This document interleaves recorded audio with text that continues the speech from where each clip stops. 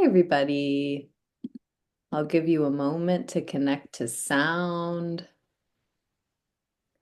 Hello and welcome to the Brooklyn Rail's 1200th New Social Environment. I'm Chloe Stagaman, Director of Programs here at the Rail, and I have the extreme privilege of being your MC today for a conversation featuring Veronica Ryan and María Elena Ortiz. And now I'll introduce today's guest and host. Born in Montserrat and raised in England, Veronica Ryan, OBERA, creates meticulously handcrafted work using a wide range of materials, including bronze, plaster, marble, textile, and found objects. Ryan has examined the psychological implications of history, trauma, and recovery in relation to the broader culture through her sculptures and installations.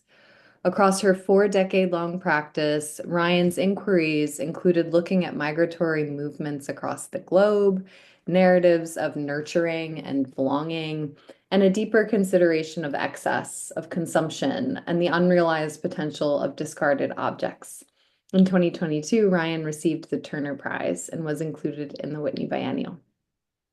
And our host today, María Elena Ortiz, is the curator at the Modern Art Museum of Fort Worth, where she recently curated Jammie Holmes, Make the Revolution Irresistible, and Surrealism in the US, Caribbean and African Diasporic Artists Since 1940.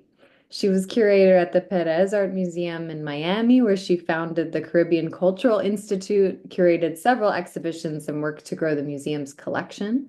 In 2024, Ortiz co-curated with Susanna V. Temkin and Rodrigo Moura Flow States at El Museo del Barrio, their triennial dedicated to Latinx art. And with that, I'm going to pass it over to Maria Elena to get us started.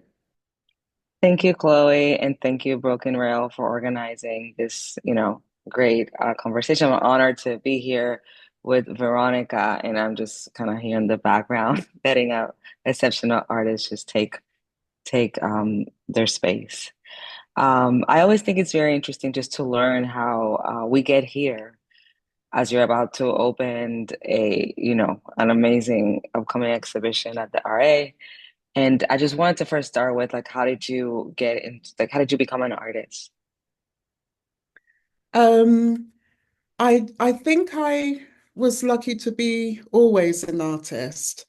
And I think thinking about early education and facilities at school and just having a myriad materials around.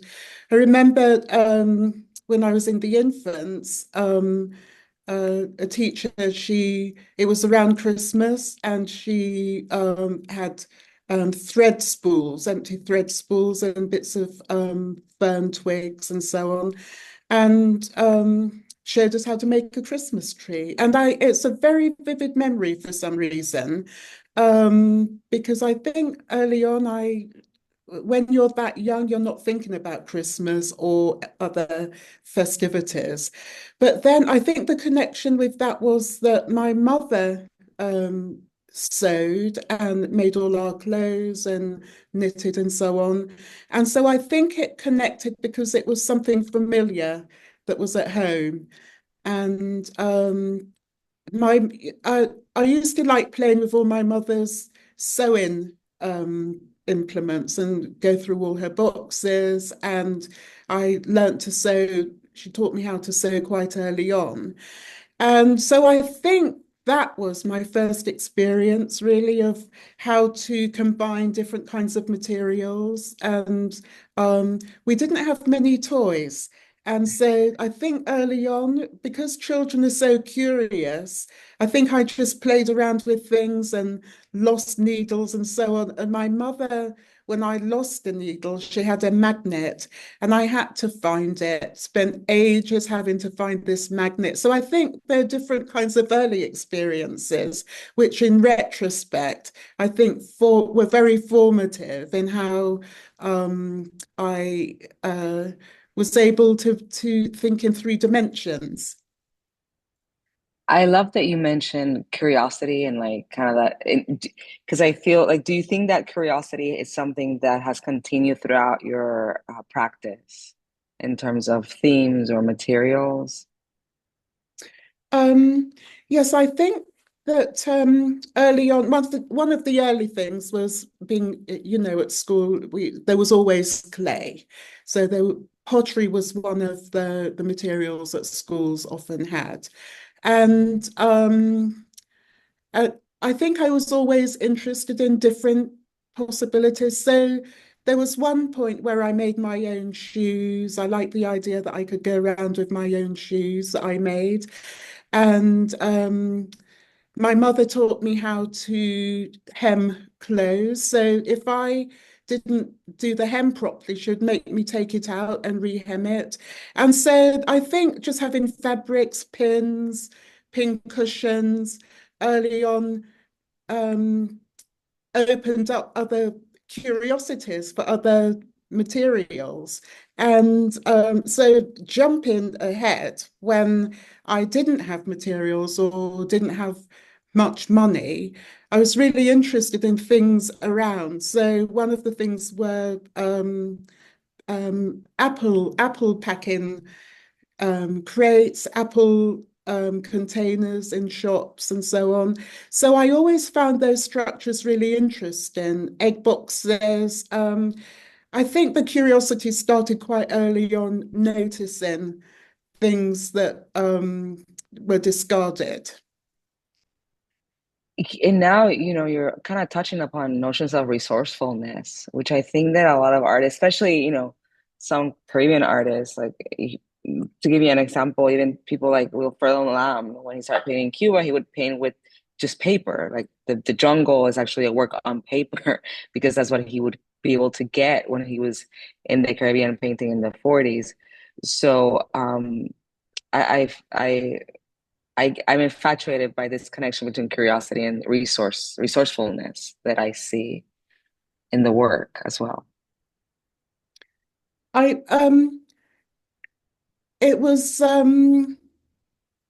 it was good to, in retrospect, not having many resources forced me to use things around me.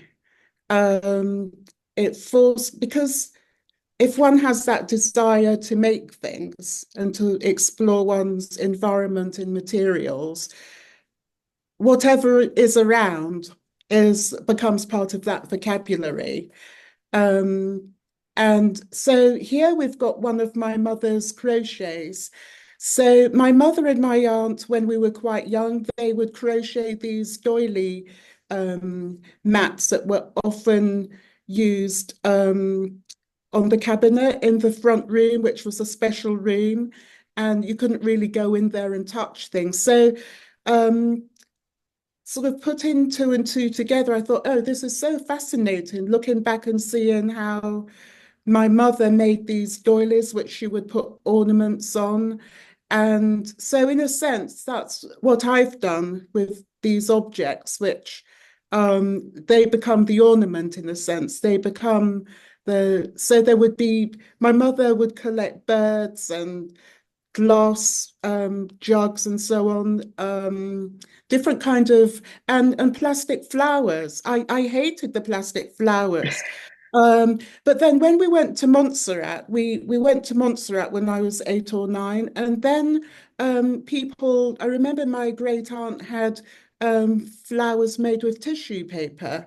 And so I think at some point I learned how to make these flowers with crepe paper. You sort of use a scissors to crimple the edge and so on. So I think just having early experience of the way adults, women, the matriarchs of the family, were making these sort of objects in this way. I think I must have internalized these different ways of constructing things, which is partly why I have ended up using so many different kinds of materials. Yeah, my grandmother tried. I grew up in Puerto Rico, and she tried teaching us also how to crochet and do this doily. So like it's also kind of taking me to childhood memories. And plastic, yeah, like plastic, like sometimes having plastic mantles, right, on dining rooms. Um, Now, you were born in Montserrat, but then you grew up in England and you developed your career in England. And I was wondering what type of infrastructures helped and supported your career as a young artist. Yeah. I think at school I was lucky to have young teachers who had just left teacher training college and had a lot of energy. So one teacher, one of the really important teachers was my English teacher and the pottery teacher and the art teacher. Those were the people who showed quite a lot of interest in me. And so also sociology teacher. So we had social studies was one of the subjects. And so it sort of pivoted round social studies and pottery and just facilities in the art room. So I think it was really having these teachers who really fostered um, my curiosity at the time, and I used to write poetry. The English teacher was really fascinated by the fact that I wrote poetry, and he often encouraged me to show him what I had written. Um, so early on, there were these other ways of constructing or having access to imaginary worlds because these particular teachers were very supportive and encouraged me to keep going. And so I think I was just lucky, really, at my particular school at a particular time. And then what about once you started showing as a, more professionally as an artist, like after school? So the art it's changed now in Britain, but the art school system at the time was you did a foundation course, and then during the foundation course, which was a year, you moved around in different subjects, painting, sculpture, pottery, graphics, and then they looked at where one's strengths were, and then the last term you were encouraged to pursue which were considered your strengths. Um, and so then you applied to your BA. I did, in actual fact, I went to Bath Academy of Art, which was it's now a school in Bath.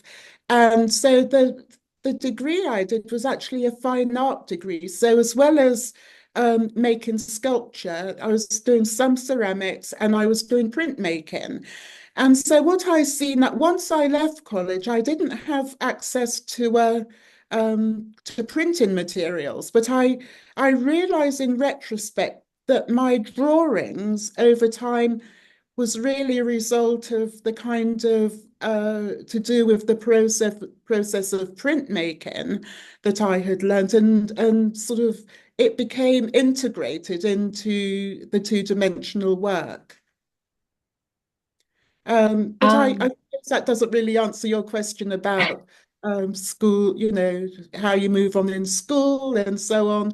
And again, I this the college I went to was very traditional in a way, in that you learn skills. So we learned how to carve wood, how to work on the lathe. I did some made some bowls on the undergrad course. And so learning to carve wood was really exciting because later on, when I was invited to do a project in St. Ives in Barbara Hepworth's studio, I was invited to respond to her work, but then there were some blocks of Carrara marble, and I was offered some of this marble to work on. So I think the fact that I had learnt to carve wood took some of the terror out of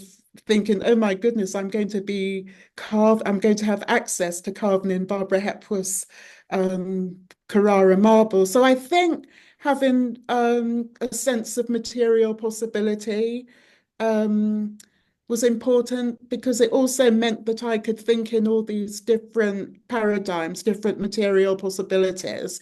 Later on, I think early on, part of the teaching at Corsham, though, was that um, in the first and second year, there wasn't a lot of encouragement in terms of what was then deemed craft.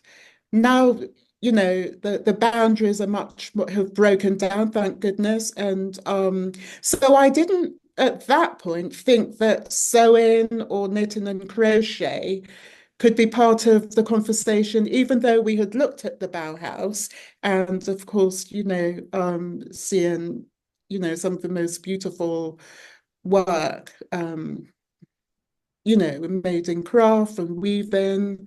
Um, and so it was much later that I started knitting and started making clothes, but then I wasn't at that point, early point, once I left college, I didn't think that I could bring the two different materials together.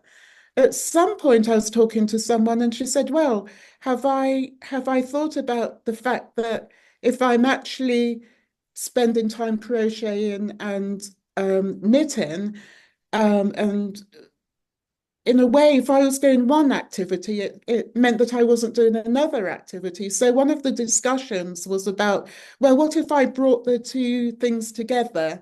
And that was very freeing, actually, to think, oh my goodness, I could bring the two materials together. So in a way, learning ways of working at college, in a sense, I had to throw some of that out of the window, to give me the freedom to see how I could combine sewing and crochet and so forth and bring them together.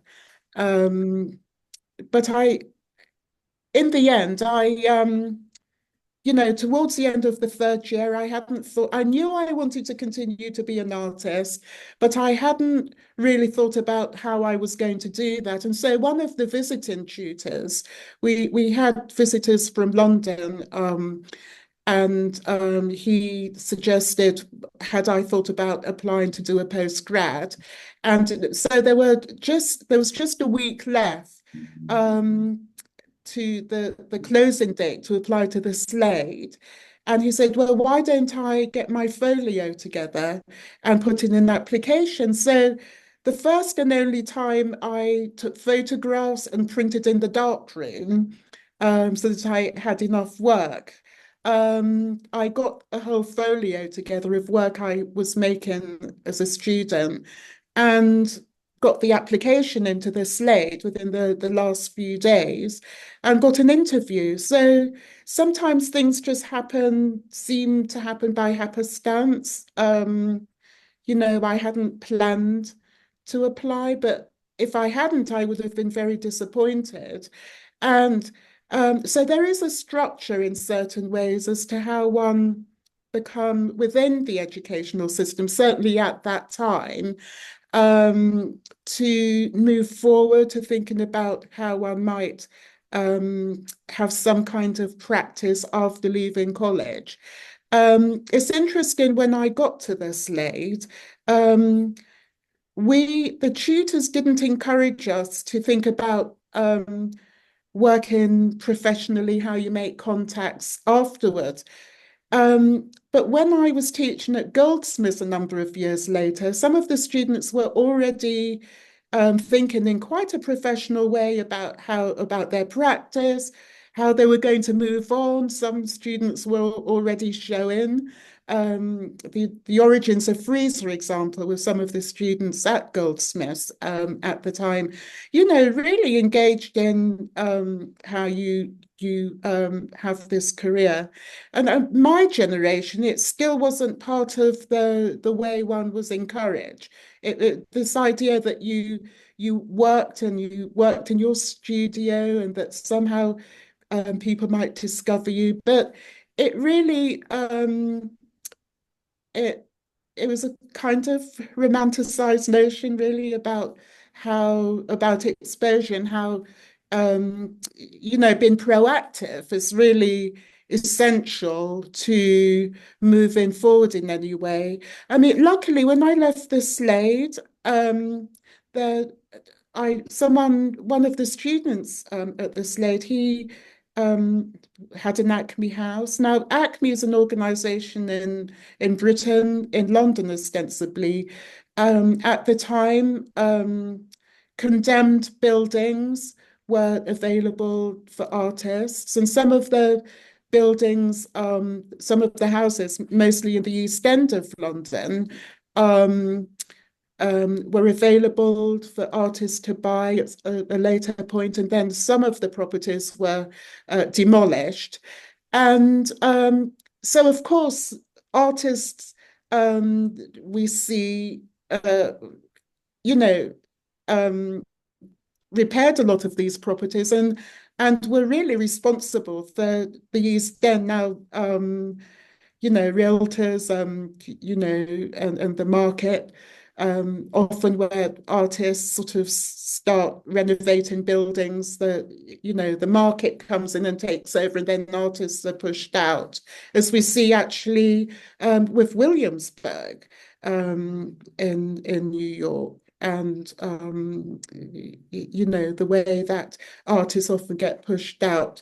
And so London, if you haven't got as somewhere to live and thinking about where you're going to work afterwards, it's very difficult to think about how one is going to continue practicing as an artist.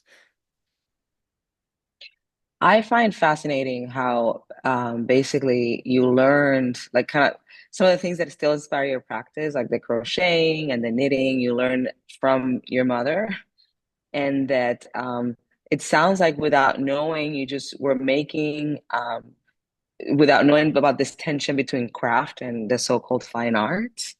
And then you just kind of created your own language, your own visual language, being able to kind of move through the system in a way of like kind of taking some of its structure, but then also creating space for you to present and express your own voice. I find that quite fascinating. Now, in the work itself, I feel like there's certain themes that continue on, such as seeds, for example, or notions of ecology, environment, landscape. Could you speak more about those? Yeah, so to go back a little bit, residencies have always been very important as a way to have support. So when I was offered the Acme House in Leighton at the time, the Whitechapel was very involved in having open an open year. Once a year there was an open, so artists in the East End could submit works, and they works were selected or not for the open. So there were structures that actually helped to enable visibility. So some of the workshops and residences, they sort of provided a kind of, well, it was a community, in fact, where some of the residences were connected with the local schools and introducing children to the Whitechapel. Artists would go into schools and work with different materials connected with their own practice. And so it was a really important way of early intervention with kids at different ages. And one of the residencies I did was working with boys with learning and behavioral problems. And I was working with another artist at the time as well. And so learning these different ways that to encourage youngsters to work, seeing the ways that they needed to develop a way of thinking three-dimensionally or painting and so on, introducing different materials into the school. So I think that's an important part of the conversation moving forward with some of the influences, really. I looking at that piece you just showed with it's a pillowcase, and so thinking about pillowcases, I was making pillows. I've made several pillows early on in the 80s. And one of the things that was interesting, talking about art, notions of craft, was Hmm. that so I made an armature in the studio, and then at the time I was using wool blankets. And what's interesting for me thinking about you know reusing materials and so on, people had started using duvets much more. So in the secondhand shops, you would often see a lot of wool blankets. And so one of the early pillows I made, I cut up quite large squares over the armature. And actually, I quite liked the the covered um, armature in the wool blankets because it was heavier than just using plaster bandage. One of the pillows, some of the pillows were sort of my body circumference. That was quite an important way that I worked early on, so that the larger of my earlier works was made in relation to my body, the circumference of my body. And but at that early point, I didn't feel as though I had permission to just leave the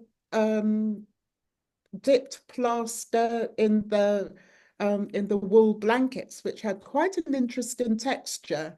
Um, but though that some of that recurred in later work, I could see some of that earlier anxiety found its way into some of the later work. We haven't got examples of them here because they're different exhibitions where I've used other stacks of pillows. Actually, there is a stack of pillows in at the Pulitzer. I don't think we have an image of it here. And Um, and why did you start working with pillows to begin with? Because when I think about pillows, I think about comfort and rest time or downtown.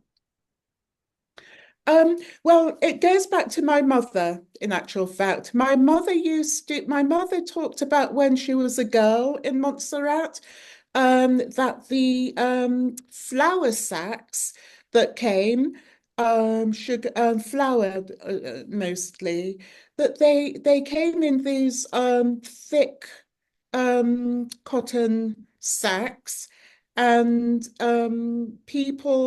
her aunt and local people would wash the sacks and make pillowcases out of them. And then my mother would talked about embroidery.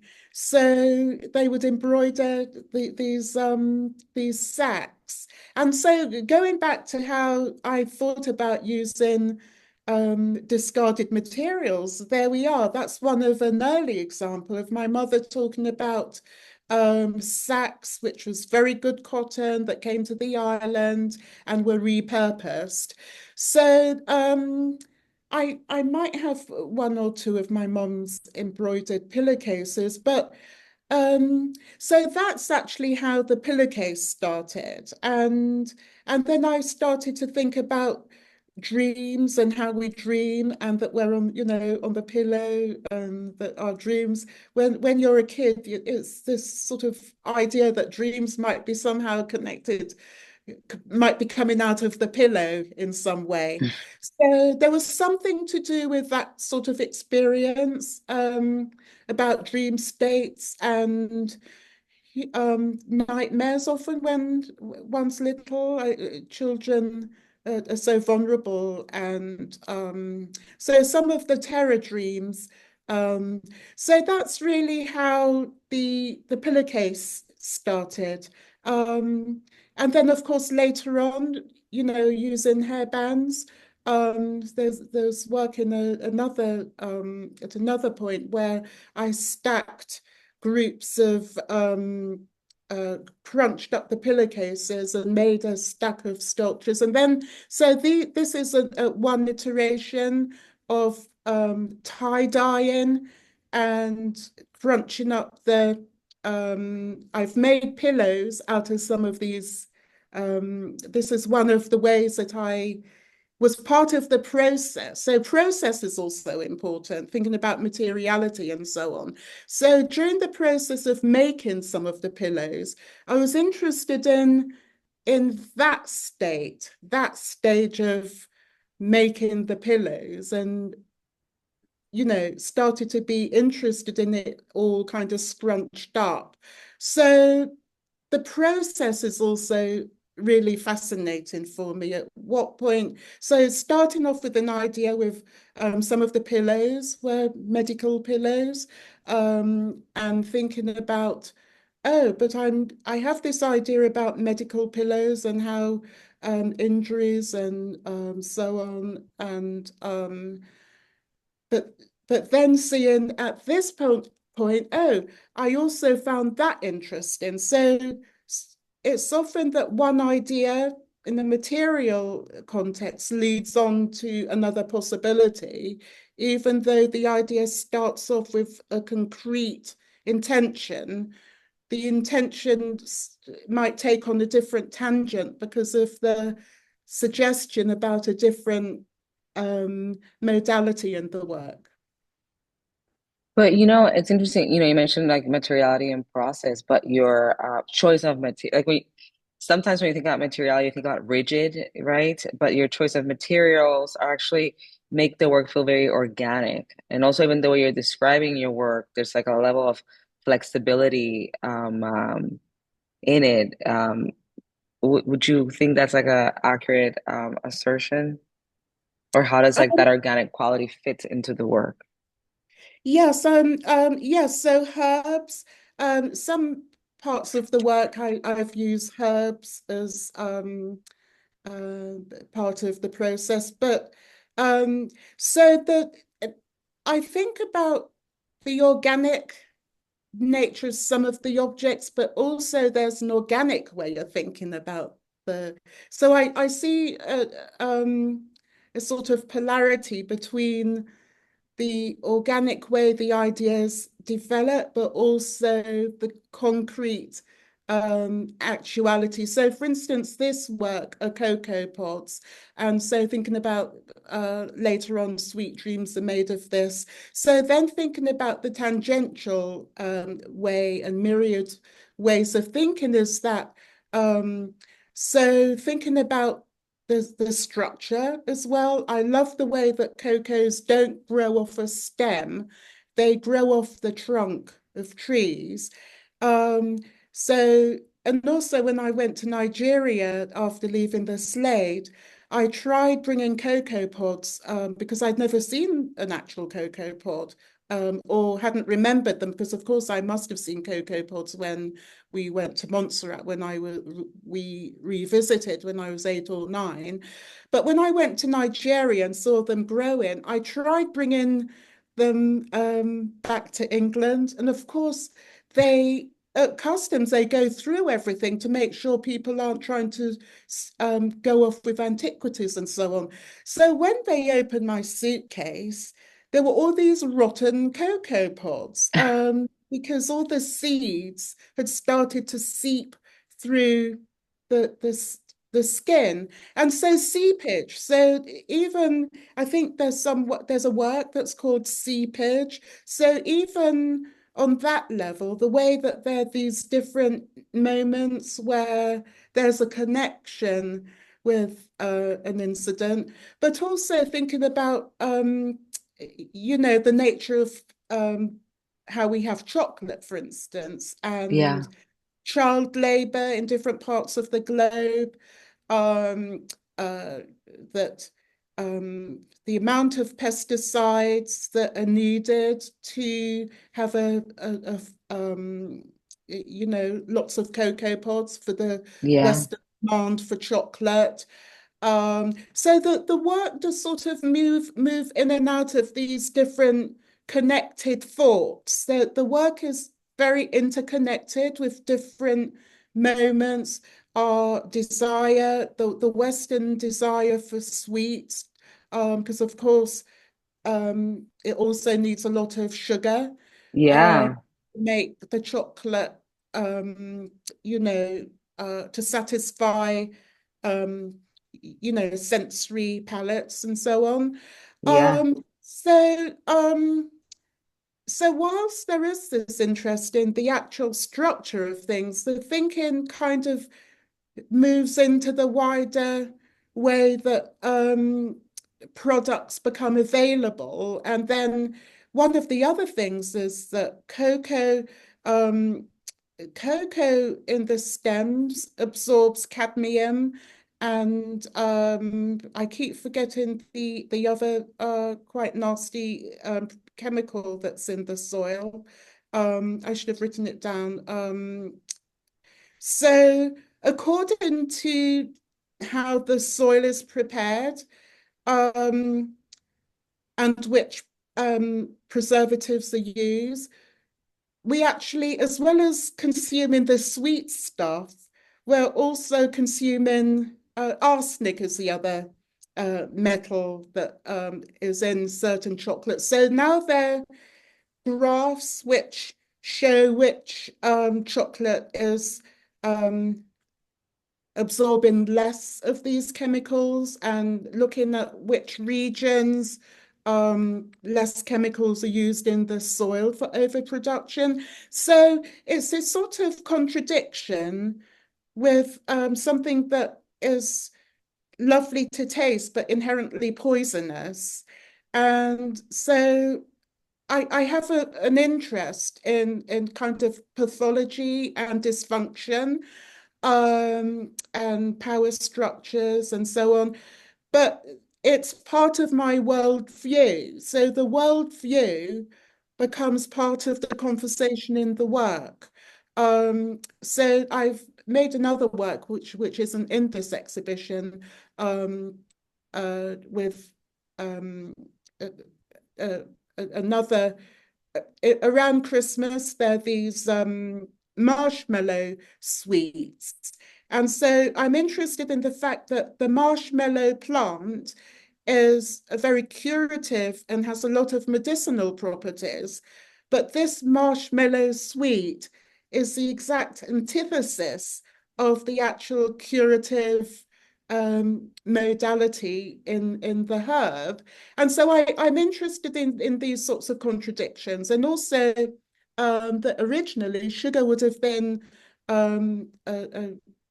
used as a in the same way that we use salt. It wouldn't have been a huge part of the diet. I mean, most foods, if you look at the label, even something like baked beans, for example, you wouldn't think Hmm. that it would have so much sugar in. So if we look at the labels of most of our food, there's sugar in everything, Yeah. and not only one kind of sugar.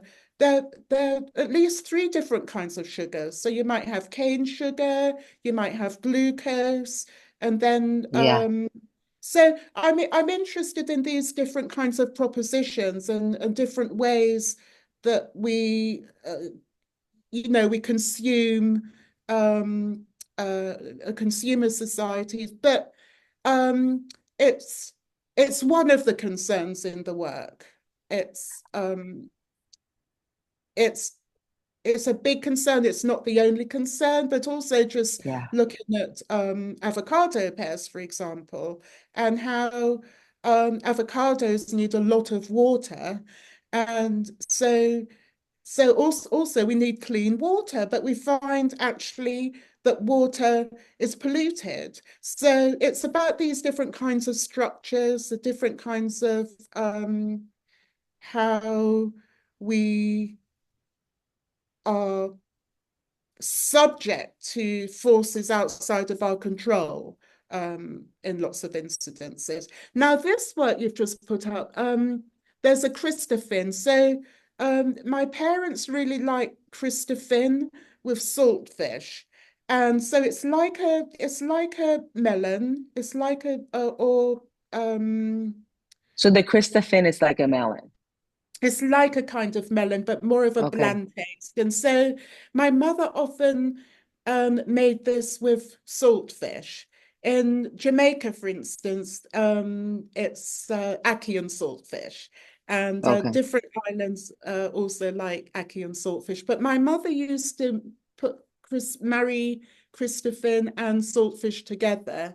And but what I this is from somebody in Hackney, where at the unveiling of my sculptures in Hackney for the Windrush competition, the work was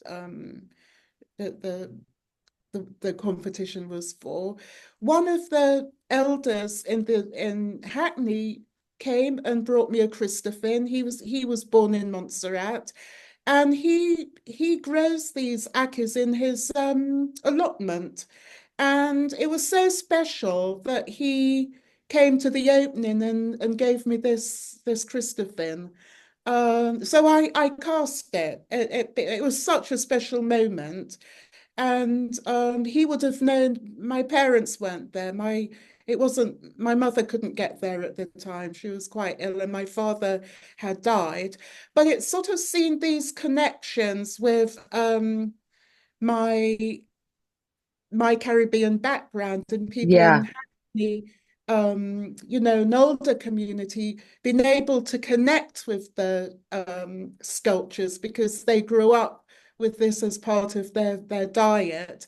And so typically some of the elders in Hackney would not normally go into an art gallery, but in but saw connections with the sculptures that, Yeah. breadfruit, a custard apple, and a sour sop. So it's the way that one is able to include community uh, Yes. by having works visible.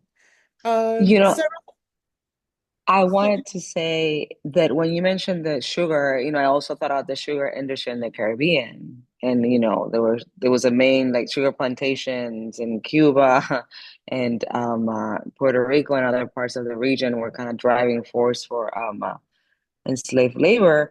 But also there were big they made a lot of impact to the environment in places like South Florida.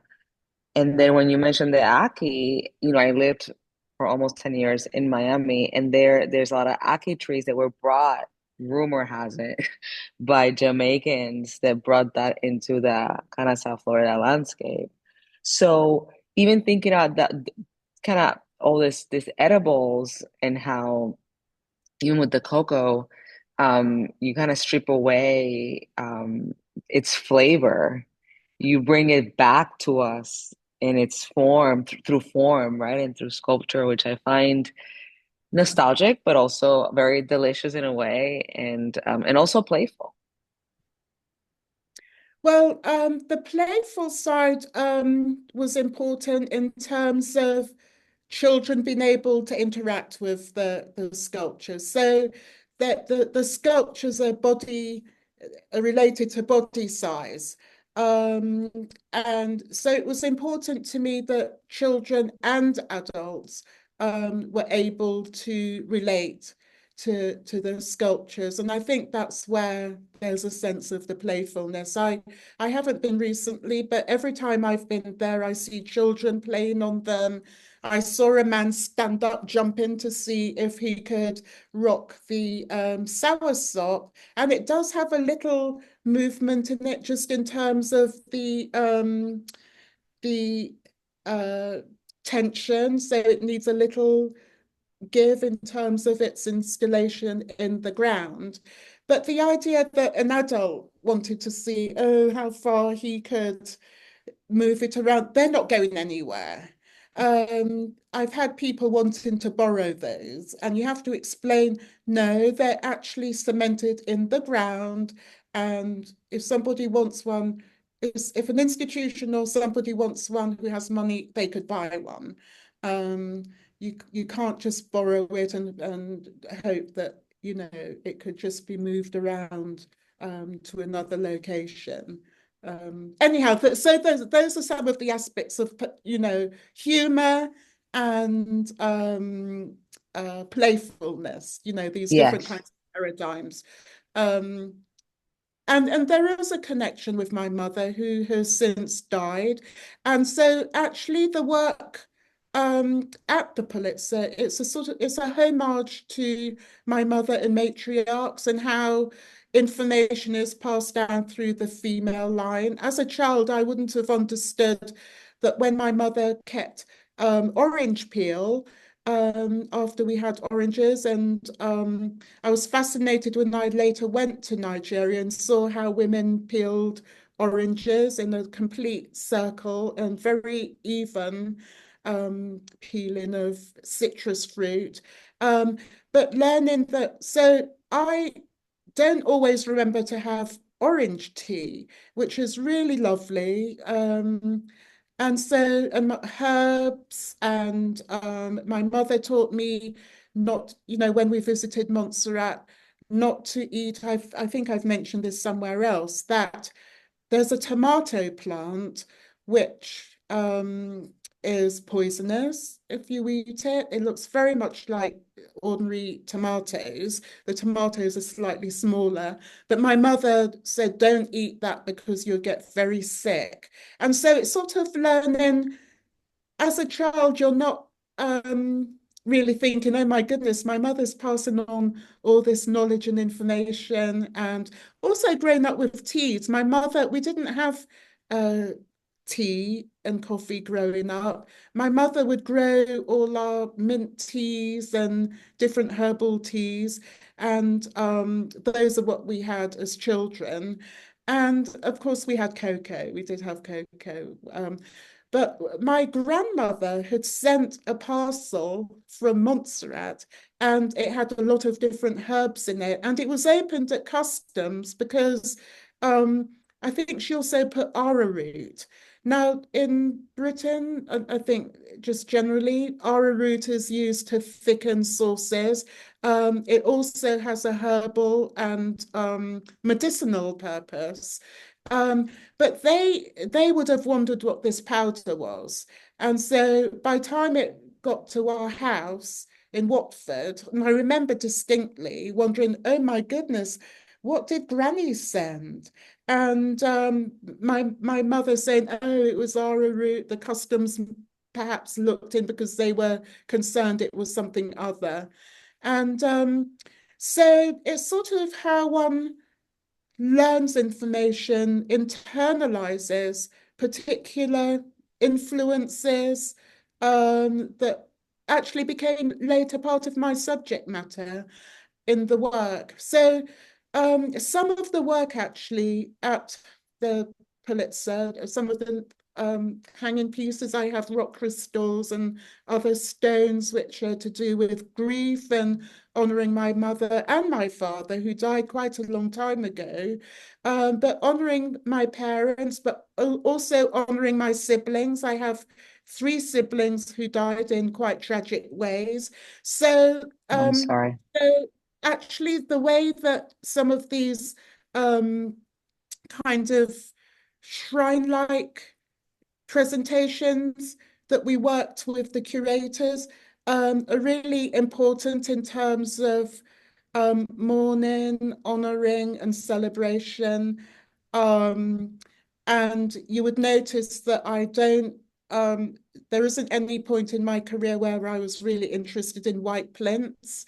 Mm-hmm. So the early pillows were also a way to, although they were also landscape pillow structures, they also had a function in how the work, and because I've always made multiple things, how these structures would relate together on a kind of structure. So it has all these different moments. But so I think what I I've been feeling quite sad actually.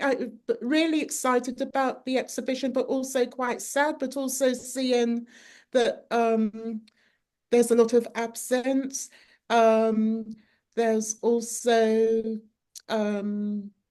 you know, it's sort of because it's a survey of work over a 40-year period, what has been Hmm. interesting or or feeling quite welled up quite a lot because it takes me back to different moments, different different situations at particular times, in which the work was made. So the work is there is a kind of biography, there's a relating to the situation, the environmental situation. There is this way of being able to manipulate materials. And so one of the things that we had started talking about was one of my studies. I was looking at Lega culture, for example, in Eastern Cameroons, a traditional society where gourds, perfume bottles, and light bulbs could be used in a traditional context, but they could all take on the same semantic meaning. And so I've always been interested in the fact that one could have these different configurations, different accumulation of objects, but some of them could have a kind of similar meaning, or they could aggregate to a you know, meaning different kinds of have different kinds of meanings together. But the fact that one could substitute one material for another, one idea for another, you know, both in its concept and its evocation. So I think that really talks about the way that the work comes together with all these different moments.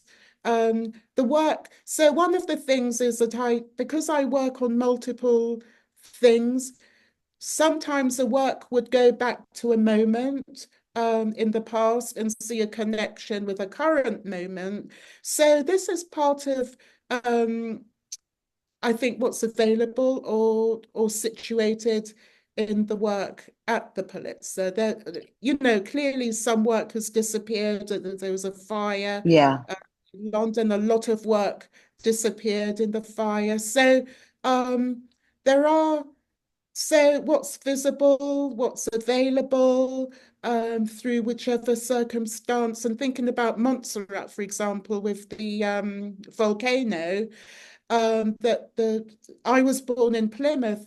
I think for a long time as a child, I wish I wasn't born in Montserrat, but now I Hmm. think it's an honor to have born in the same place my parents were born, and that, you know, we have we're inextricably bound to a place which no longer exists. And so there are lots of sort of feelings about you know, not what happens when you're not hearing more about mortality and grief and connecting with one's ancestors and seeing what the connections are in Montserrat with other, you know, with West Africa, for instance, and Yoruba Hmm. Hmm. culture, and seeing how my mother would have learned through her aunt, her grandparents sewing, which we see evidence of similar kind of stylistic patterns in other parts of Africa.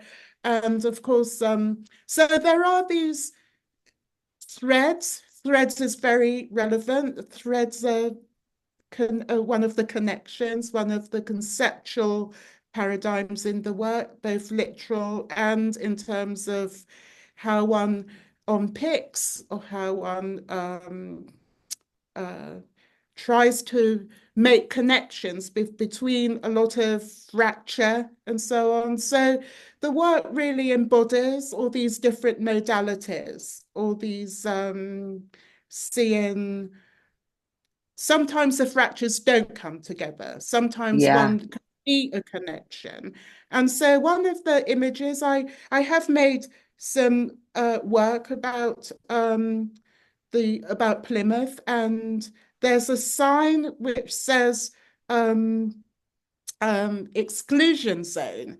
So that was quite evocative to me, because thinking about different kinds of exclusions, historical exclusions, current exclusions, nuanced exclusions, psychological, the way one is affected psychologically by kind of nuanced behavior. So I am really concerned about a whole kind of psychological way that history has determined how we function in contemporary society in lots of different ways, and the thinking about the volcano, because there's a lower sea level in parts of the island. People have been able to get into one of the caves and see markings which relate to other parts of South Africa, other parts of the globe, looking at, I think there's similar kind of markings in Europe. So thinking about movement across the globe, and how there might be similar symbols, historical symbols, which speaks to a kind of interconnected prehistory. So I am really interested in where there are these meeting points, where things don't meet, where who is about dominant cultures, dominant groups, and so on, vulnerabilities. So the work really is an extended conversation around a lot of these different interconnected or disconnected parts. Well, first of all, I wanted to say thank you because, like, I don't know, when you mentioned like that there's sadness in this experience or this moment of seeing so many moments of work together. I kind of want to say thank you for sharing that. Also, congratulations, because I think that it's amazing to also have that experience to see how the work has informed very deeply different moments in your life, and different kind of, like you were saying, how kind of negotiating moments in contemporary culture, right? And it goes back to something that you said earlier about your interest in kind of exploring those polarities, because it's almost like even when we're looking at the cocoa work, chocolate, yes, it's tied to a lot of histories of tension, but for all of us like me that love chocolate, it's also a place that I can connect with other people that are very different than me. So there's also always that duality as well, in terms of, or like an avocado or all these fruits, even though they might come from different places and they're tied to intense histories, they're also a place of joy in community. So I guess sometimes you can have it all, pain and joy and tension at the same time. And I guess now I'll pass it on to others that might have questions. I was interested before, Chloe opens it up. There was one work that we do see a photograph, and I was just wondering, because that stood out for me as something, kind of different. So I'll pass it up for a question, but I'll make the first question in terms of the work where there's a photograph, what's going on there.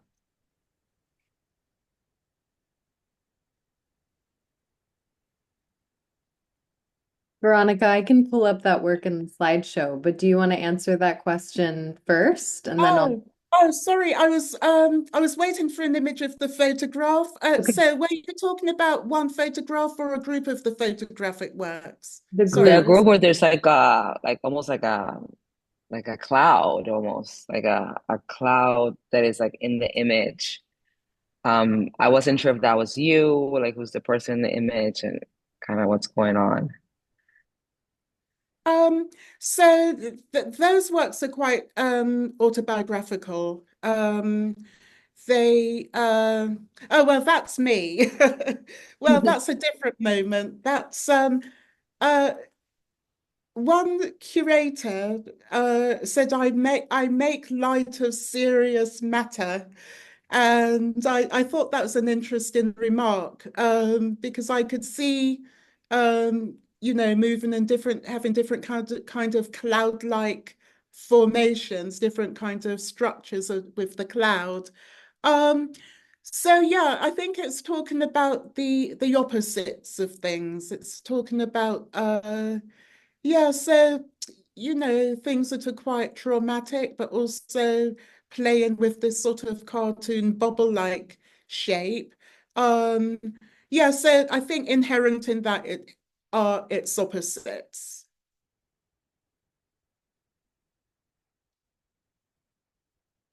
I would like to Thank you. say before you open up, though, I would really like to thank the Pulitzer for really giving me the opportunity to have this huge body of work together. And it gives a chance to open up other conversations as well, of adjacent works. Well, thank you so much, Veronica and Maria Elena, for this conversation, which has been such a pleasure to listen to. I have a few audience questions if you'll have them, Veronica. Um, Anita has a question. They are curious if you are influenced at all by the Arte Povera movement and their use of everyday humble materials. Yeah, absolutely. Yes. Yes, I know that one curator, we spent a whole podcast talking about Art Povera, and yeah, I of course am very influenced. Thank you for that question, Anita. The next question is from GE. GE says, Veronica, in the way that you seem to make inanimate objects alive, are you seeking to emphasize the utter importance of the unconscious mixed in with the impact of our childhoods as we move forward? Thank you. Yeah, that's quite a complex question, isn't it? I am very lucky to be able to have access to exploring unconscious paradigms in the work. So when I say unconscious, because there are all these conversations about what is the unconscious, where is it? Do we actually have an unconscious? Is that a construct? And of course, AI is an interesting paradigm now because AI doesn't have any conscience at this point. But anyhow, I I feel that I when I think about the unconscious for myself, when the work talks back to me, I feel as though I'm having a conversation with my unconscious. I think that sometimes when I'm working on something in the kind of, and this is where I would talk about the materiality of an idea, that my unconscious tells me what to do, where to go next. So I think there is this primal connection with my childhood, exploring childhood modalities in the work, making connections with all these myriad experiences. So I am very much aware that uh, I I feel as though I have access to listening to myself. And I think that one of what's really important and what I think is important to thinking about COVID were moments where long periods of time where people were confined to their homes. The TV was had programs which encourage people to knit, sew, find ways that they draw, paint, pottery, or whatever they had access to, right, to help with some of the quite difficult emotions that people were dealing with in those moments. And subsequently, I think one of the things I wanted to mention though was social media and how so here again, we have access to something which could be quite useful, but also something that could be very harmful to youngsters, and how, you know, a lot of manipulation and, you know, some of these chat sites have been very active, encouraging sort of unhealthy behaviors with youngsters. So we see these different kinds of paradigms operating in lots of different ways. So I've been grateful that a lot of my experiences have enabled me to be able to listen to a voice in my head, which tells me what to do with my work. Thank you so much for that question, GE, and for that answer, Veronica. That is a great segue to my question, which I think is going to be the last question today. I am curious what is a day like for you in the studio, and how do you begin a new project? What does that process look like for you as an artist? Um, I so I move around a lot, and so I tend to work wherever I am.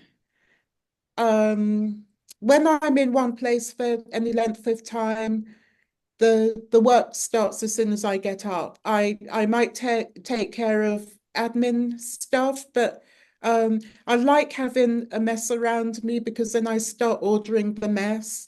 And when I'm doing a residency, then clearly I have a period of time where the environment determines some of the conversation.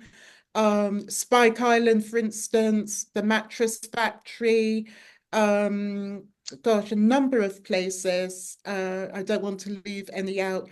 Porthmeor in St. Ives and the Art House in Wakefield, a number of places that have given me a period of time to work, and often the work connects with the place I'm in. So one of the places that different ways that places connect. So, for example, the project at Wakefield, the art house, was near to a high security prison, and so I spent time in the gardens there because it also has the first psychiatric cell, padded cell there. And so that kind of connected me in a way with some of my pillow structures, but also the way that high security prisoners would have some time where they worked in the gardens, and how gardening and connection with nature and growth and so on was one way to interact with you know, quite high security inmates. Um, so so different places end up having importance in the context in which I find myself. But other than that, I think there's often a continuity from a previous project, and things sometimes come around again in a different format, or it might revisit something that I felt um, I hadn't finished with or haven't finished with. So sometimes there is a kind of circularity in things moving back and forth. I'm going to ask one follow-up question because I have to. Does that sometimes, because you're in motion, does that sometimes influence the scale? Because when I think about your work, sometimes I think about how easy they are to carry and take with you to different places when you travel. And I wonder if that is sometimes a logic when you're working on something that you can carry and take with you. Well, that's become very important because the point at which I was making quite big, heavy plaster sculptures, and then, of course, for example, you know, Territorial, which was a big brown round sculpture with little bronze in the middle, now has a hairline crack, and then relics, and then shells with fragments, which are quite heavy, plaster sculptures, even though I've made them with very strong plaster and they have armatures. They're those are heavy sculptures. I mean, I still like weight and scale, but when I'm traveling, I like the fact that I could make components which come together to make a larger environment. So that's very important. You know, even when I'm still working with metals, even a small bronze or a pottery thing, those are still heavy, and you know, one's still wondering, you know, if I'm making more things in ceramics at the moment. I still have to make sure they're not going to crack. But essentially, I like having the possibility of bringing different components together in transit. Thank you so much, Veronica. Thank you again to you and to Maria Elena for today's conversation, which has been an absolute pleasure to listen to.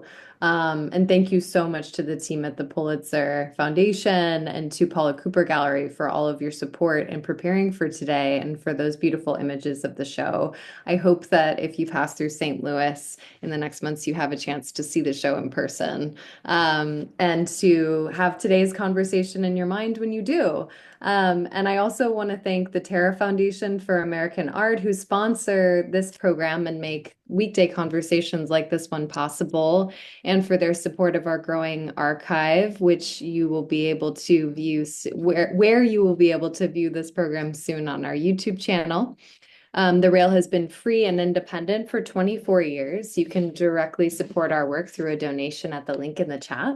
And if you're free on Monday at 1 p.m., join us for a conversation with Ohan Braiding and Jill H. Cassid on the occasion of Braiding's 2 exhibitions at Mass MoCA and AIR Gallery right now. And as is a real tradition, for the 1200th time, you can now turn on your microphones and say hello and goodbye as you leave. Thank you so, so much for joining us today. And thank you so much to Veronica and Maria Elena. Bye-bye. Thanks, Thank Maria Thank Elena. you, Thank Thanks you, for Bye-bye. the everybody. Amy. great Thank you so conversation. much. Thank you, Maria. Thank you, Thank Veronica. you. Elena. Bye. Thank you you. from Oh, thank Toronto. you. Bye, In everybody. Alabama. Thank you. Bye. Thank you, Bye. Veronica. Thank Oh, you. so Bye. Congratulations.